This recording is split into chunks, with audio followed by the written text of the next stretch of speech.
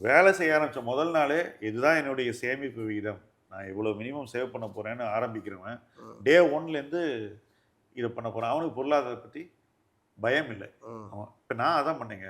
ம். யாருக்கு என்ன வேணா அரசியல் இருக்கலாங்க. ம். அதெல்லாம் விட்டுருங்க. நாடு வளருதா இல்லையா? ம். சொல்லுங்க எனக்கு. அதுல ம். சந்தேகம் இருக்கா உங்களுக்கு? நாடு ம். வளருதா இல்லையா? ம். வளருதுல்ல. ம். ஒரு 6, 7% நம்ம உண்மையிலேயே வளர்றோமா இல்லையா? ஆமா. இது இன்னொரு 10 வருஷத்துக்கு நீடிக்குமா? நீடிக்காதா? 20 வருஷத்துக்கு நீடிக்குமா? நீடிக்காதா? ம். நல்ல வளர்ச்சி இருக்குமா? இருக்காதா? ம்.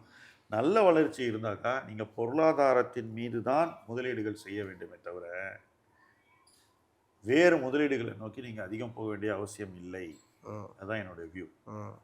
இப்போ வாரன் பஃபெட் சொல்றாரு, கோல்ட்லயே இன்வெஸ்ட் பண்ணக்கூடாது.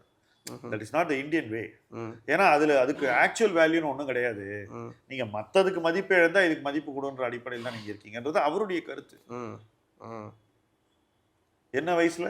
96 வயசுல. ம். நீங்க 26 வயசுல அதுக்கு ஆப்போசிட்டா இருக்கீங்களே. ம்.